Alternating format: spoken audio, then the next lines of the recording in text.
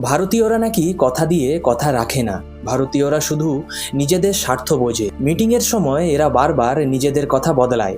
না, এটা কোনো রাস্তার লোকের কথা নয়, এটা পাকিস্তানের কোনো নেতার কথাও নয়। এটা বলেছেন জাপানের একজন প্রাক্তন মন্ত্রী, যিনি সরাসরি ভারতের দিকে আঙুল তুলেছেন ভারতের dream project Mumbai Ahmedabad bullet train project নিয়ে। আপনারা ভাবছেন জাপান তো আমাদের বন্ধু দেশ, তাহলে তারা হঠাৎ করে কেন ভারতের নামে এত বড় অপবাদ দিচ্ছে? কেন তারা বলছে যে 100% ভুল ভারতের? আজকের ভিডিওতে আমরা শুধু এই টুইটের বিশ্লেষণই করব না, বরং এর পেছনের সেই অন্ধকার সত্যিটা ফাঁস করব, যা শুনলে আপনার চোখ কপালে উঠবে। আপনারা কি জানেন, বন্ধুত্বের আড়ালে ভারতের সাথে ভারত স্বাধীন হওয়ার পর থেকে সব থেকে বড় টেকনোলজিক্যাল ফাঁদ বা মনোপলি গেম খেলবার চেষ্টা করেছিল জাপান, আর ভারত সেই ফাঁদ কেটে বেরিয়ে এসেছে বলেই আজ জাপানের এত রাগ। আজকের বিশ্লেষণ আপনাকে জিওপলিটিক্সের এমন এক নোংরা সত্যি দেখাবে যা মেইন স্ট্রিম মিডিয়া আপনাকে সহজে বলবে না। প্রথমে আসুন ওই টুইটের একদম গভীরে প্রবেশ করি। ডিপ্লোম্যাসি বা আন্তর্জাতিক কূটনীতিতে সাধারণত খুব মেপে মেপে ভদ্র ভাষায় কথা বলা হয়, বিশেষ করে জাপানিরা, যাদের কালচারটাই হলো চরম নম্রতা এবং সম্মান প্রদর্শনের। তাদের একজন প্রাক্তন মন্ত্রী হঠাৎ এমন রাস্তার ভাষায় কেন আক্রমণ করলেন? কারণটা হলো ক্ষমতা না থাকার ফ্রাস্ট্রেশন। উনি এখন আর সরকারে নেই, তাই ডিপ্লোম্যাটিক বাধ্যবাধকতাও নেই, আর সেই সুযোগটাই উনি নিচ্ছেন সোশ্যাল মিডিয়ায় বিষোদাগার করবার জন্য। তিনি তার টুইটে লিখেছেন, ইন্টারন্যাশনাল মিটিংগুলোতে নাকি ভারতীয় ডেলিগেশনের তরফ থেকে চরম রেকলেস বা দায়িত্ব জ্ঞানহীনতা দেখা গেছে। তার দাবি ভারতের কোনো সিরিয়াসনেস বা সিনসিয়ারিটি ছিল না। ভাবুন একবার, যে দেশের ডেলিগেশন দিনরাত এক করে বিশ্বের তাবড় তাবড় দেশের সাথে হাড্ডাহাড্ডি নেগোসিয়েশন করে, তাদেরকে বলা হচ্ছে দায়িত্ব জ্ঞানহীন। কেন? কারণ ভারতীয় প্রতিনিধিরা চুপচাপ জাপানিদের সব শর্তে মাথা নেড়ে হ্যাঁ বলেনি বলে। সব থেকে বড় অ্যাটাকটা তিনি করেছেন ঠিক এরপরেই। তিনি সরাসরি ভারতের কাজের কালচার এবং সততা নিয়ে প্রশ্ন তুলেছেন। তার দাবি, ইন্ডিয়ানরা কথা রাখে না, তারা একটা প্রমিস করে আর পরের মিটিংয়ে গিয়ে সেই প্রমিস নাকি উল্টে দেয়। বন্ধুরা, এখানে একটা বিশাল কালচারাল ক্ল্যাশ বা সাংস্কৃতিক সংঘাত লুকিয়ে আছে। একটু তলিয়ে বুঝুন। জাপানিদের কাজের স্টাইল হলো একবার যেটা প্ল্যান হয়ে গেছে সেটা পাথরে খোদাই করে রাখার মতো। তারা কোনোভাবেই সেই প্ল্যান থেকে 1 ইঞ্চিও সরে না। কিন্তু ভারতের কাজের স্টাইল অন্যরকম। ভারত হলো ফ্লেক্সিবল। যখন ভারতীয় মন্ত্রীরা এবং আধিকারিকরা মিটিংয়ের টেবিলে বসে বুঝতে পারলেন যে এই চুক্তির গভীরে জাপানের একটা বিশাল মনোপলি এবং একচেটিয়া ব্যবসার ফাঁদ পাতা আছে, যেমন আমরা একটু পরেই ফাঁস করব এটা আপনাদের কাছে, তখন ভারত সাথে সাথে নিজেদের স্ট্র্যাটেজি বদলালো। জাপানের কাছে যেটা প্রমিস ভেঙে দেওয়া, ভারতের কাছে সেটা হলো দেশের স্বার্থে রিনেগোশিয়েট করা বা নতুন করে দর কষাকষি করা। এখানেই ওই মন্ত্রীর ক্ষোভ থামেনি। তিনি আরও এক ধাপ এগিয়ে বলেছেন, ইন্ডিয়ানরা একেবারে শেষ মুহূর্ত পর্যন্ত নিজেদের স্বার্থ হাসিল করবার চেষ্টা করে। বন্ধুরা, একটু থামুন আর লজিক্যালি ভাবুন। নিজের দেশের স্বার্থ দেখাটা কি কোনো অপরাধ? ভারত সরকার কি জাপানের স্বার্থ দেখবার জন্য বসে আছে, নাকি ভারতের সাধারণ ট্যাক্স পেয়ারদের স্বার্থ দেখবার জন্য?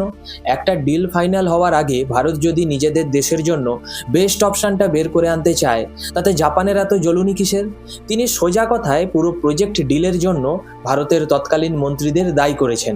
বলেছেন ভারতের টপ লিডারশিপ নাকি এতটাই খারাপ যে তাদের সাথে কোনো ডিসেন্ট ডিল হওয়াই সম্ভব নয়। এবং সবথেকে হাস্যকর দাবিটা তিনি করেছেন শেষে। তিনি বলেছেন এই প্রজেক্টের ব্যর্থতার জন্য 100% দায়ী শুধুমাত্র ভারত। 100% ভারত দায়ী? সিরিয়াসলি? জাপান ভুলে যাচ্ছে যে ভারত কোনো একনায়কতন্ত্রের দেশ নয়। ভারত বিশ্বের বৃহত্তম গণতন্ত্র। এখানে রাতারাতি কারো জমি কেড়ে নেওয়া যায় না। এই প্রজেক্ট ডিলে হওয়ার পেছনে সব থেকে বড় কারণ ছিল ল্যান্ড অ্যাকুইজিশন বা জমি অধিগ্রহণ। এর মাঝে মহারাষ্ট্রে বারবার সরকার বদলেছে, পলিটিক্যাল অস্থিরতাও তৈরি হয়েছে। জমি অধিগ্রহণে কৃষকদের সাথে কথা বলতে হয়েছে, ক্ষতিপূরণ মেটাতে হয়েছে। এটা কোনো ফেলিওর নয়, এটা গণতান্ত্রিক প্রক্রিয়ার একটা অংশ। কিন্তু জাপানের ওই মন্ত্রী এই ফ্যাক্টগুলো পুরোপুরি ব্ল্যাক আউট করে দিয়েছেন। কেন বলুন তো? কারণ ভারত যে দেশ আজ মহাকাশে চন্দ্রযান পাঠাচ্ছে সাউথ পোলে, যারা সারা বিশ্বকে ইউপিআই দিয়ে ডিজিটাল পেমেন্ট সিস্টেম শেখাচ্ছে, যারা নিজেদের 5G নেটওয়ার্ক বানাচ্ছে, তারা একটা ট্রেনের প্রজেক্ট সামলাতে পারছে না। এটা বিশ্বাস করতে বলাটা একটা জোকস। এর পেছনে লুকিয়ে আছে অন্য কোনো গেম। বন্ধুত্বের আড়ালে এমন একটা টেকনোলজিক্যাল ফাঁদ যা ভারত চিনে ফেলেছিল বলেই আজ জাপানের এত রাগ। কি সেই ফাঁদ? চলুন এবার সেই ডার্ক সিক্রেটের পর্দাফাঁস করা যাক। জাপানের এই অভিযোগের পরে ভারত সরকার কিন্তু চুপ করে বসে থাকেনি। ভারত স্পষ্ট ভাষায় জানিয়ে দিয়েছে যে ওই মন্ত্রীর কথাগুলো ফ্যাক্টস থেকে যোজন যোজন দূরে। বাস্তব চিত্রটা সম্পূর্ণ আলাদা। ভারত সরকার কনফার্ম করেছেন যে 2026 সালের মধ্যেই বুলেট ট্রেনের প্রথম সেকশন চালু হয়ে যাবে এবং 2029 সালের মধ্যে পুরো প্রজেক্ট কমপ্লিট হবে। কাজ অত্যন্ত দ্রুত গতিতে এগোচ্ছে। ল্যান্ড অ্যাকুইজিশন বা জমি অধিগ্রহণের মতো বিশাল বাধা ভারত পার করে ফেলেছে। তাহলে জাপানের মন্ত্রীর এত রাগ কেন?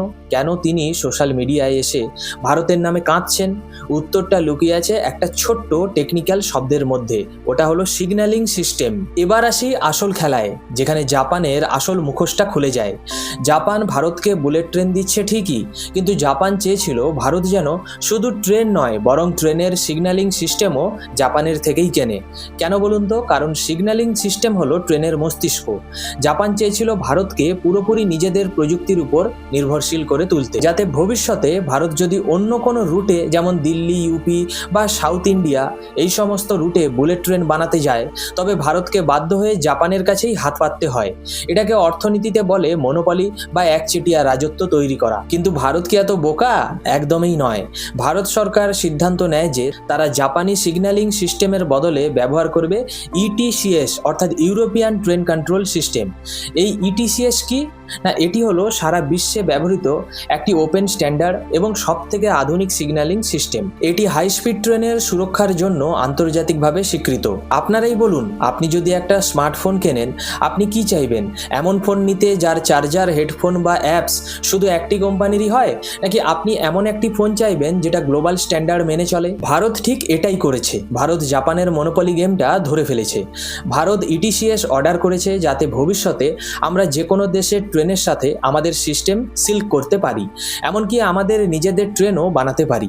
আর ঠিক এই কারণেই জাপানের ওই প্রাক্তন মন্ত্রীর আঁতে ঘা লেগেছে। তাদের মনোপলি জমানোর প্ল্যান পুরোপুরি ফেল করেছে। ইতিহাস থেকে যারা শেখে না তারা পিছিয়ে পড়ে।